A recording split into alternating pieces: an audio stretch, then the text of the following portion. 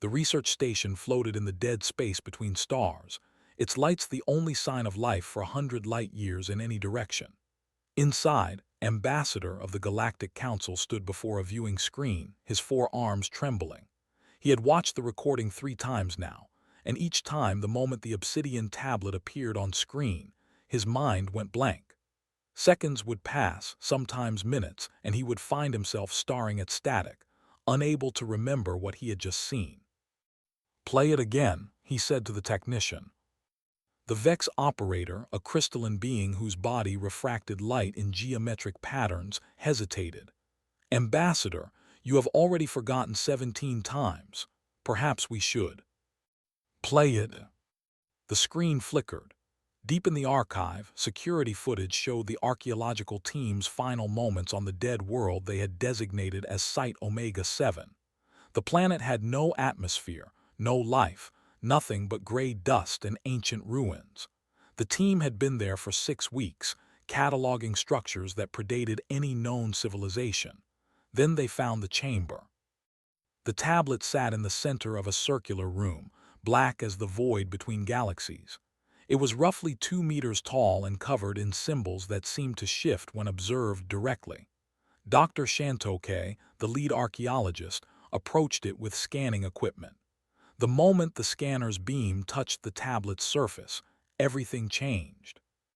OK watched the screen. The tablet began to glow. The archaeologists stumbled backward. One of them screamed. Then the feed cut to static and Ok's mind went white and empty. He blinked. The technician was speaking to him, but the words made no sense. What was I watching? The tablet, Ambassador, the same recording as before. Ok's stomach twisted. The tablet. Yes, there was a tablet, but what did it look like? What had happened to the team? He could not remember. Every time he tried to grasp the memory, it slipped away like water through his fingers. The effect had spread faster than anyone anticipated. The initial team had transmitted their findings to the Council's central archive before they died. Every species that accessed those files experienced the same phenomenon. They would view the data, process it, and then forget it completely. But the forgetting went deeper than just the tablet itself. Scholar priests of the found they could no longer remember their species' origin myths. A race of winged beings who had colonized 30 star systems suddenly could not recall why their ancestral ships were designed the way they were. Entire sections of the Galactic Library had become incomprehensible, written by people who no longer remembered the context of their own work.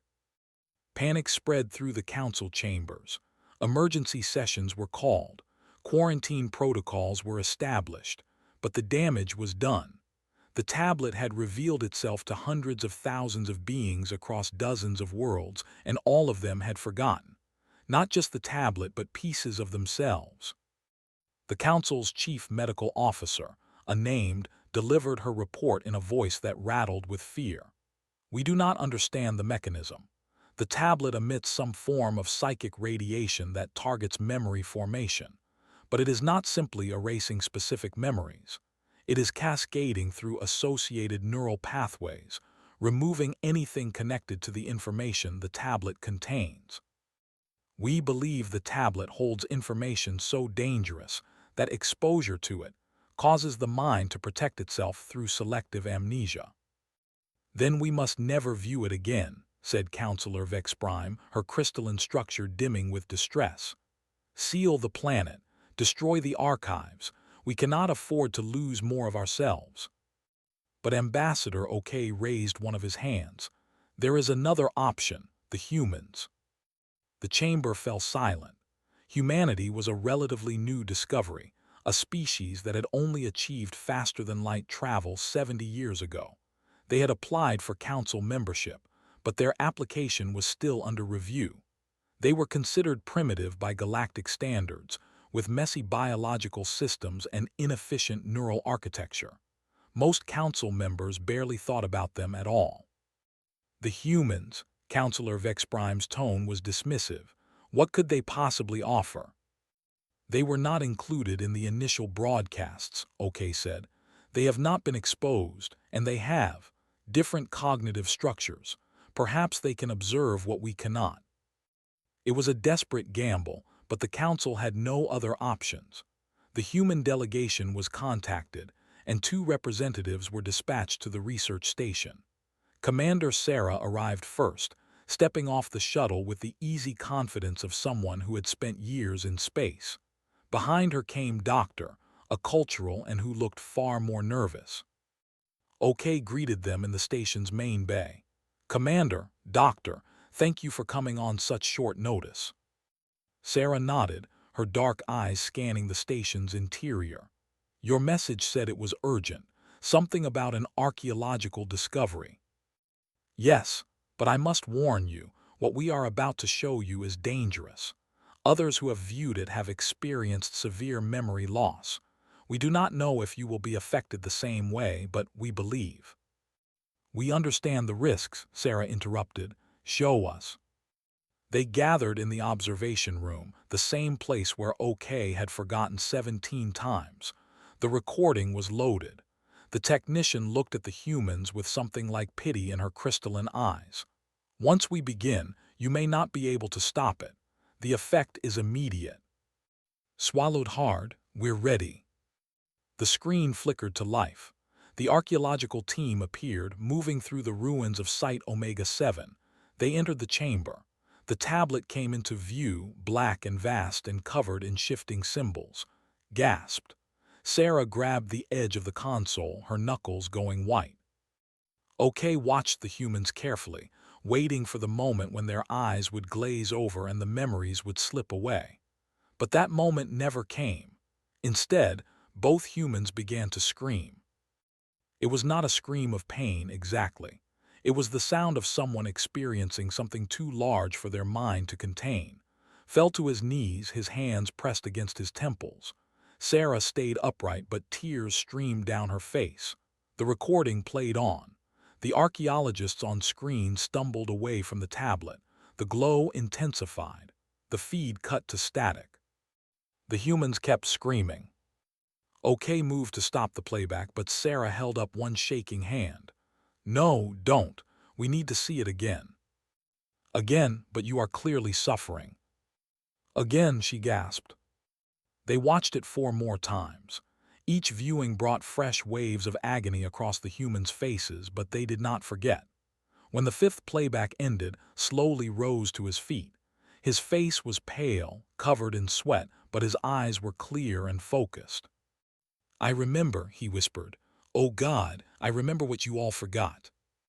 OK felt a chill run through his body. "What do you mean? What is on the tablet?" Looked at Sarah, who nodded weakly. When he spoke again, his voice was hoarse. "It's a warning. The tablet is a warning system, and its defense mechanism is making everyone forget it exists. But we can't forget. Our brains don't work like yours. We remember." "A warning about what?" Counselor Vexprime demanded through the communication link. Turned to face the holographic projection of the council chamber. His expression was haunted. "About the ones who made you, all of you. The species that seeded this galaxy with life millions of years ago. The tablet calls them the architects." The word meant nothing to OK, but it felt heavy in the air, as though it carried a weight beyond mere language. "I do not understand. What architects?" "The ones who created your species, and mine, and every other intelligent race in this galaxy. They designed you, grew you, shaped you over millions of years of evolution, but they are not gods and they are not benevolent." Hands were still shaking. "They are farmers, and we are the crop." Sarah stepped forward, wiping the tears from her face. "The tablet explains their process. They seed worlds with base genetic material, then leave. Over millions of years, that material evolves into complex life. Intelligence emerges. Culture develops. Technology advances. And all of that, every thought, every memory, every moment of consciousness, accumulates in the neural patterns of each species.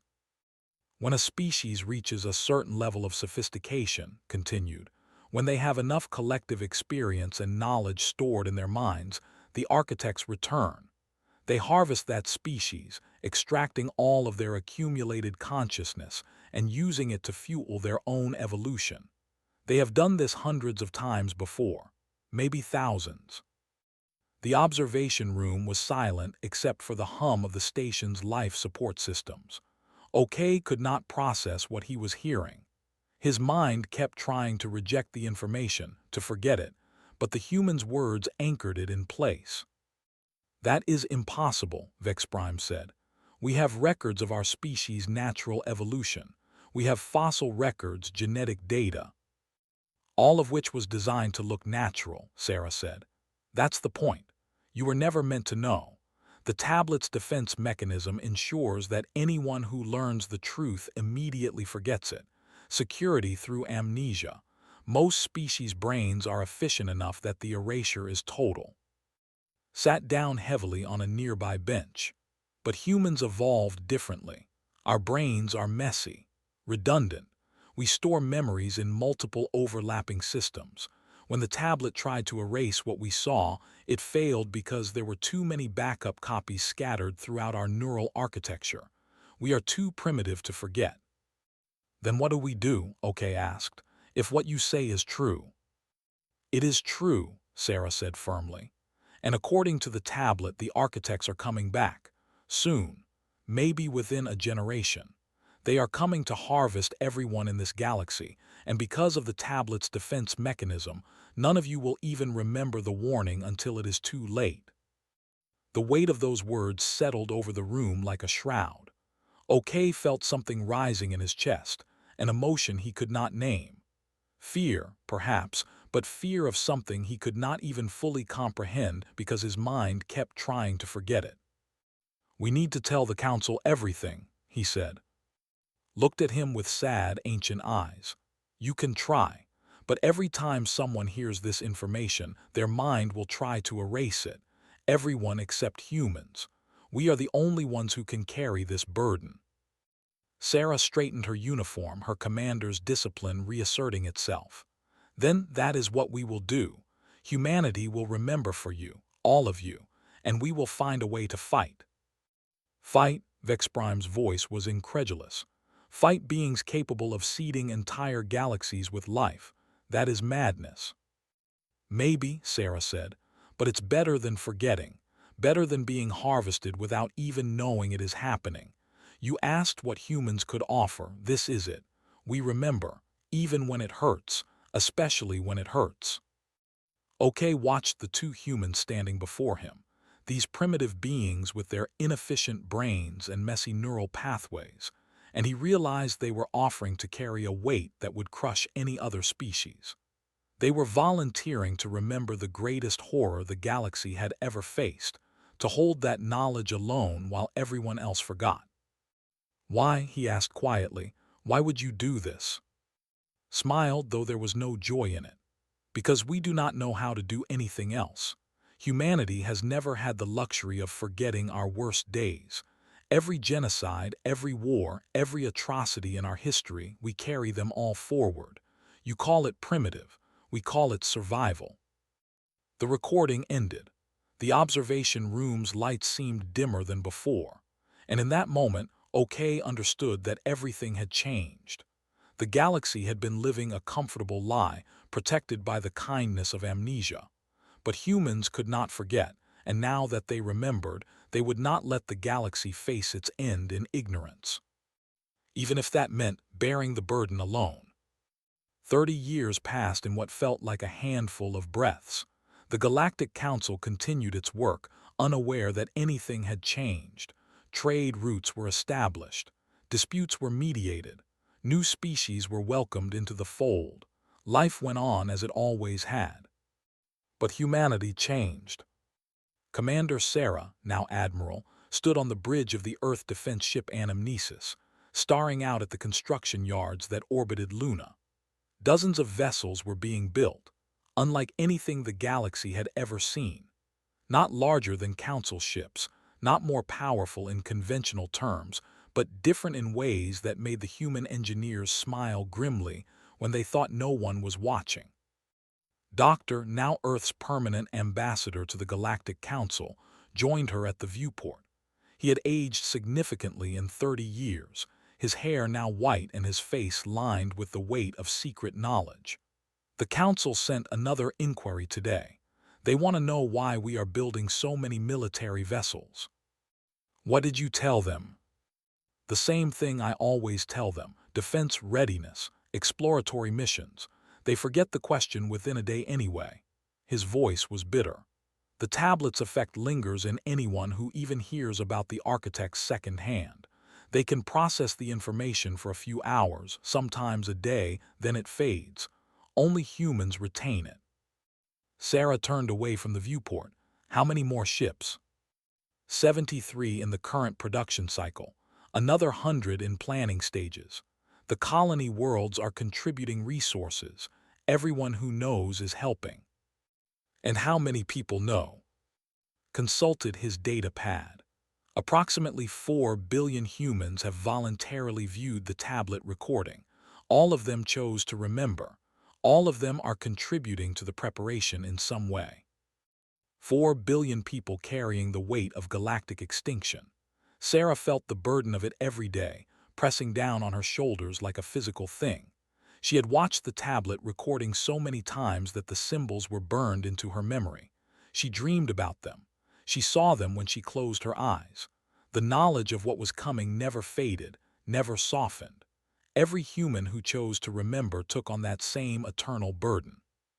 But they chose it anyway. Status on the memory weapons, she asked. His expression darkened. The prototypes are ready. The concept works. We can encode human memories into psionic resonance patterns and transmit them through the neural interface technology we reverse-engineered from the tablet. But Sarah, the cost. I know the cost. Do you? We are asking people to weaponize their trauma, to take the worst moments of their lives and turn them into ammunition. The psychological damage is something we will deal with after we survive, Sarah said firmly. If we survive, the architects are coming. The tablet's timeline was clear. Within this generation, we have maybe a decade left, probably less. We do not have the luxury of gentle options. She was right, and knew it. Over the past 3 decades, human scientists had worked tirelessly to understand the technology described in the tablet's deeper inscriptions. The architects existed partially in psychic space. Their consciousness spread across vast living megastructures that conventional physics. They could not be fought with missiles or lasers. They could only be engaged in the realm of mind and memory. And humanity's messy, traumatic, inefficient memories were the only weapon they had. The volunteers are ready, said quietly. 30,000 people, all with documented severe trauma. War veterans, genocide survivors, abuse victims. They all want to fight. Sarah felt sick. 30,000 people offering up their worst nightmares. They say it gives the memories meaning, makes the suffering count for something. She did not know if that made it better or worse, but she nodded. Begin the integration process. We need the weapons online before the detection grid picks up the architect's approach. Left to coordinate the preparations, and Sarah was alone on the bridge. She thought about the council, going about their lives in blissful ignorance. She had tried to warn them, had stood before the assembly and explained the threat. They had listened politely, taken notes, and then forgotten within hours. Some species lasted a day or two before the memories faded. The forgot almost immediately. The could hold the information for about 6 hours before it dissolved. Only humans remembered. It had been a lonely 3 decades. Humanity had effectively isolated itself from galactic society, pouring all resources into preparation for a threat that no one else believed existed. Other species saw them as paranoid, militaristic, obsessed with phantom enemies. Ambassador had to maintain diplomatic relations while knowing that every conversation, every treaty, every friendship was built on a foundation of forgetting. The humans remembered for everyone. They carried the knowledge of the coming harvest like a cross, and they did not share the burden because they could not. The amnesia effect was absolute for non-human minds. Sarah's second-in-command captain approached with a data pad. Admiral, the detection grid just lit up. We have confirmation. Multiple massive objects entering the galaxy from above the galactic plane. Estimated arrival time to inhabited space, 14 months. The architects were coming. Sarah felt her heart rate increase, but her hands remained steady. She had been preparing for this moment for 30 years. Sound the alert. Activate all defense protocols. Send word to every human settlement, every ship, every outpost. This is what we have been waiting for. Should we inform the Council? Yes, but do not expect them to remember. Send the message, offer our assistance, but begin the operation with the assumption that we fight alone. Within hours, the message had spread through human space. The architects were detected. The harvest was beginning.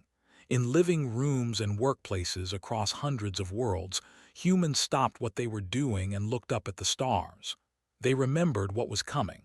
They remembered what they had all agreed to do. They remembered because they had no choice. The Galactic Council received Earth's warning with confusion. Ambassador stood before the assembly trying to explain the threat once more. The entities we detected are the architects. They created all of your species. They are coming to harvest you, to extract your accumulated consciousness. You must evacuate the core worlds. You must prepare defenses. Counselor Vex Prime, who had heard this warning 100 times over 3 decades and forgotten it each time, responded with patient condescension.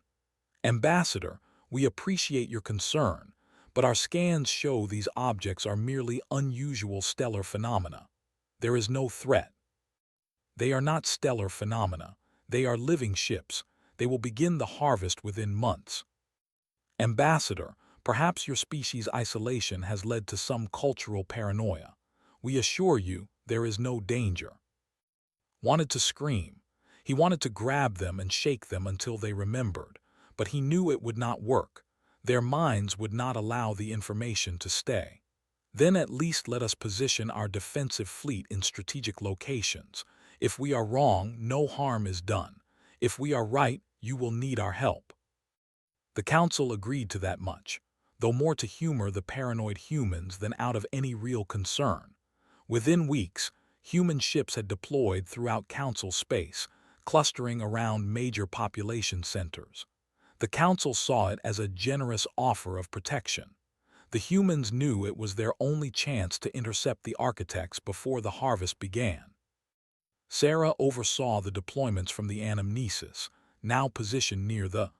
They had a population of 14 billion spread across their planet and orbital habitats. They went about their lives normally, unaware that extinction was approaching. It made Sarah's chest ache. They deserve to know, she said too, who had come aboard for the final preparations. They do know, we have told them, they just cannot remember. It is not fair. No, but fairness died the moment the architects seeded this galaxy with life. All we can do now is fight for them, even if they never know we did it. The memory weapons were ready. 30,000 volunteers had the neural interface procedure, their traumatic memories encoded into psionic resonance patterns. The process was excruciating. Many volunteers required psychological support afterward. Some broke down entirely, but they did it anyway because they remembered what was at stake. Sarah had volunteered her own memories as well. The day her brother died in the colony raid, the months she spent in a prisoner of war camp, the faces of friends she had watched die in the void of space. All of it was now stored in the ship's memory banks, ready to be weaponized. I hope this works, she said quietly. Looked at her with ancient, tired eyes. It has to, we have no other options. The detection grid showed the architects entering the outer rim of Council space. They were massive beyond comprehension, each one the size of a moon. They moved slowly but inevitably, like glaciers of consciousness sliding through space. And as they moved, they began to reach out with their psychic tendrils, touching the minds of millions. They were hit first. Across there, billions of people suddenly felt something strange, a pulling sensation, as though something fundamental was being drawn out of them. They did not understand what was happening. They did not remember the warning. They just felt themselves becoming less, as though their experiences and memories were evaporating. Sarah watched the readings with horror. They are already harvesting. We need to engage now. The human fleet moved into position. The ships were smaller than the architects, insignificant by comparison, but they carried weapons that the ancient beings had never encountered before. They carried memory itself, weaponized and concentrated and aimed with precise human fury. All ships, Sarah commanded, activate memory weapons, target the lead architect, fire on my mark. The volunteers in the neural interface chambers felt the pull as their memories were extracted and transmitted through the psionic resonance arrays. It was not the memories being taken from them, but rather projected outward, forced into the architect's vast consciousness. Fire. The memory weapons discharged. Invisible to conventional sensors, psionic waves carrying concentrated human trauma shot across the void and struck the lead architect. The effect was immediate. The massive entity shuddered, its smooth progression halting. Inside its vast consciousness, 30,000 lifetimes of human suffering suddenly appeared. Memories of war, of genocide, of rape and murder and torture. Memories of watching loved ones die. Memories of starvation, of disease, of every cruelty humans had ever inflicted on each other.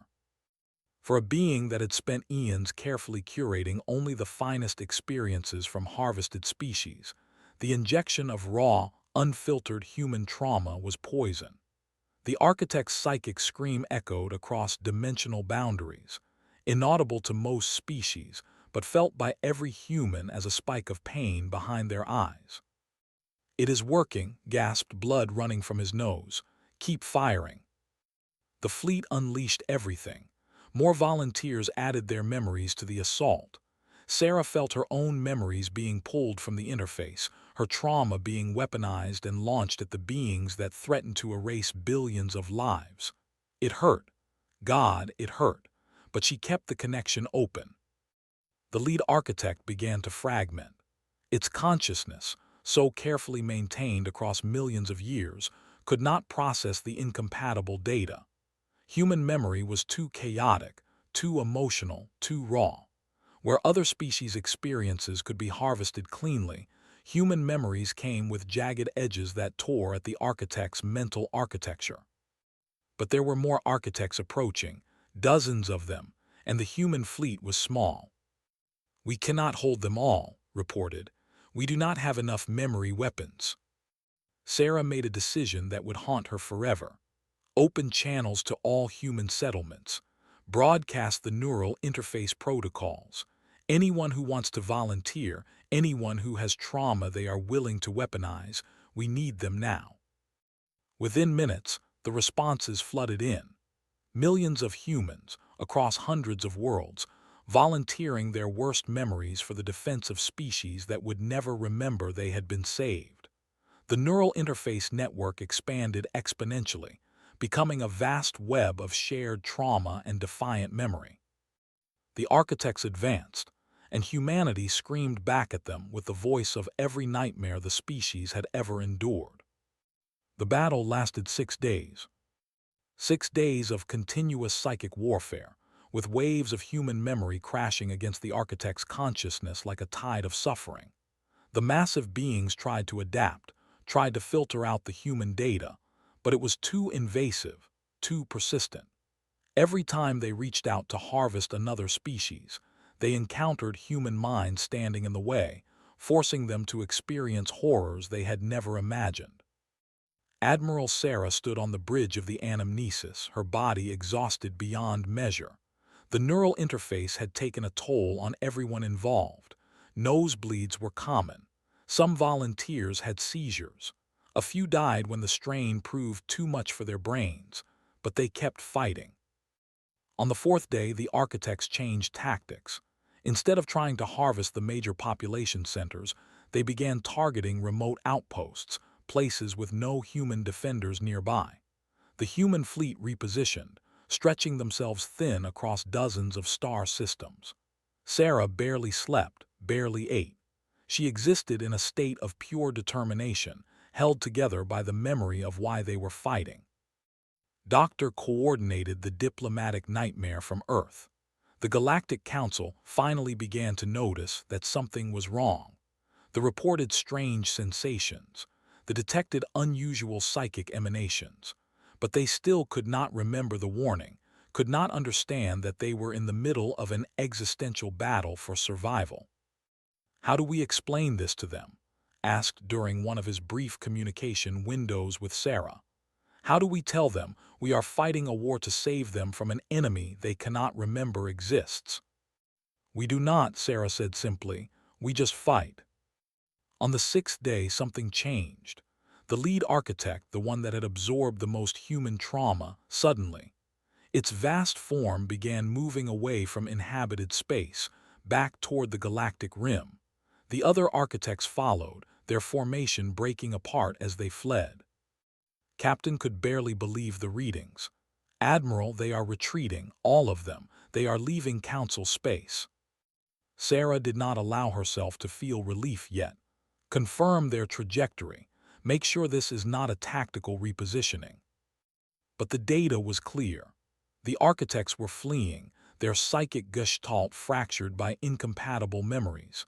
They had attempted hundreds of harvests over millions of years, and this was the first time they had failed. The first time their prey had fought back in a way they could not counter. The human fleet held position for another week, watching the massive entities disappear beyond the edge of charted space. Only when the last architect had vanished from sensors did Sarah finally let herself breathe. "Stand down from combat alert. Begin recovery operations. Get medical teams to everyone who volunteered for the neural interface." She slumped in her command chair, feeling older than her 63 years. Around her, the bridge crew celebrated quietly, but Sarah could only think about the cost. Millions of humans had weaponized their trauma. They had taken the worst moments of their lives and used them as ammunition. The psychological damage would take generations to heal. But they had won. Against impossible odds, against beings that had seeded galaxies with life, humanity had won. News of the stellar phenomena incident spread through the Council quickly. Strange, massive objects had appeared, caused some unusual sensor readings, and then departed. The whole event was classified as an interesting but minor scientific curiosity. The Council issued a brief report and moved on. But humanity did not move on. Ships began returning to Earth, carrying exhausted volunteers who had given everything to save species that would never know they had been in danger. Medical facilities were overwhelmed with cases of neural strain and psychological trauma. Support groups formed. Therapy programs expanded. 3 months after the battle, Ambassador stood before the Galactic Council once more. He had aged a decade in the past 6 days of fighting. His hands shook slightly as he held his data pad. "Honorable Council members," he began, "I come to report on the recent incident involving the massive objects that entered our space. The incident that you believe was merely unusual stellar phenomena." Councillor Vexprime inclined her crystalline head. "Yes, Ambassador, an interesting scientific event. Was there something specific you wish to discuss?" Took a breath. He had given this speech in his mind 100 times. Those were not stellar phenomena. They were living entities called the architects. They created all of our species millions of years ago, and they returned to harvest our accumulated consciousness. Humanity engaged them in psychic warfare for 6 days straight. We used our own traumatic memories as weapons, forcing them to experience horrors that broke their mental architecture. We drove them away. We saved you. The council chamber was silent for a moment. Then Vexprime spoke, her tone gentle. "Ambassador, that is a fascinating story. However, our records show no evidence of any such entities or conflict. Perhaps the stress of recent events has." "You cannot remember," interrupted. "That is the point. There is an amnesia effect associated with the architects.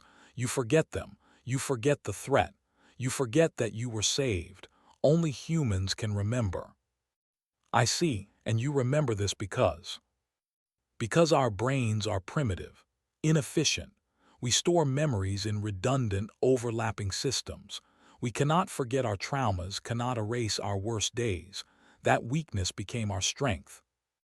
The council listened politely, took notes, and would forget everything he said within hours. Knew this. He had known it for 30 years, but he said it anyway because it needed to be said. I am not asking you to believe me, he continued.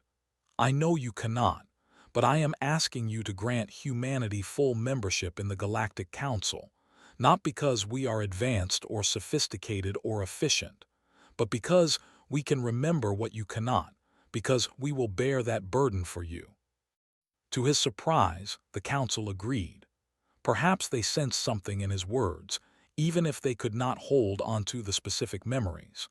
Perhaps they felt they owed humanity something for the military protection that had been offered, even though they did not remember why it had been needed.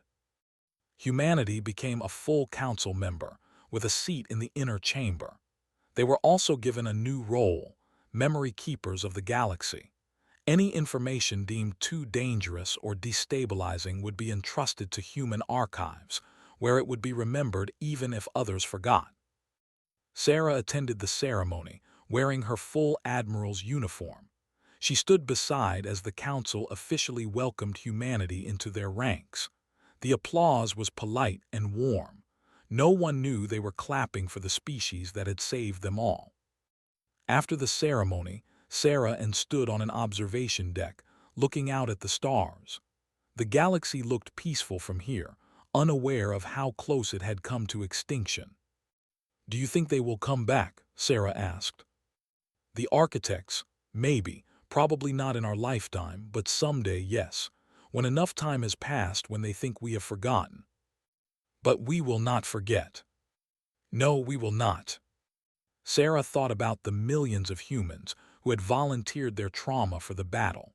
She thought about the psychological scars that would never fully heal. She thought about the terrible weight of being the only species that could remember the truth. It is a lonely burden, she said quietly.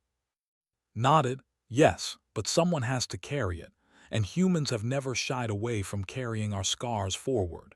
Every mistake, every horror, every tragedy in our history, we remember it all. Other species see it as a weakness. We proved it is our greatest strength. They stood in silence for a while, two old humans bearing the weight of galactic survival. Around them, the council went about its business, safe and ignorant and alive. The laughed with the shared cultural exchanges. Life continued as it always had. And humanity remembered. A young human teacher named Alice stood in a classroom on a colony world, facing a group of diverse students from multiple species. It was 35 years after the battle, though the galactic calendar did not mark the event. To most of the galaxy, nothing had happened, but human schools taught the truth. Long ago, Alice began, there was a tablet made of obsidian that made everyone forget, everyone except humans. We remembered. A student, her wings folded respectfully, raised one clawed hand. Teacher, why could humans remember when others could not? Because our brains are messy and inefficient. We store memories in ways that make them hard to erase. It is not a gift. Most of the time, it is a curse. We remember every trauma, every loss, every terrible moment. But in that one moment when the galaxy needed someone to remember, we were the only ones who could. A young human boy in the back raised his hand. Does it still hurt to remember? Alice smiled, though it was tinged with sadness. Yes, the humans who fought that battle carry those memories forever. The volunteers who weaponized their trauma, they still have nightmares. Admiral, ambassador, all of them. They still remember every moment, but they say it is better to remember than to forget. Why?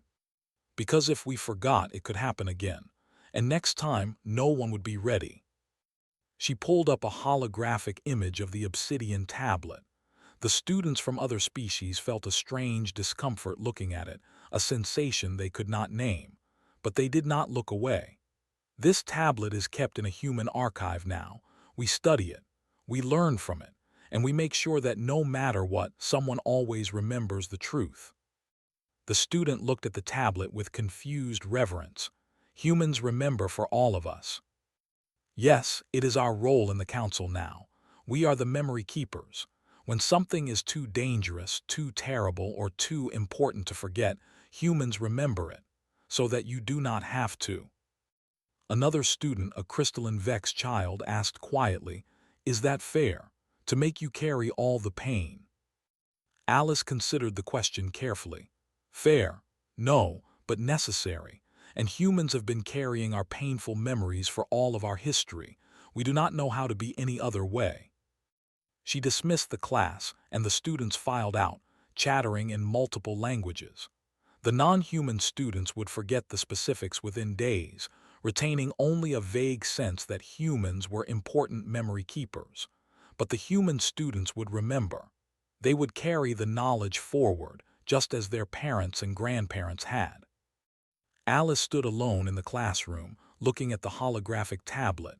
She had been born after the battle, but she had been taught the truth from childhood. She knew about the architects. She knew about the harvest. She knew about the millions who had weaponized their trauma to save species that,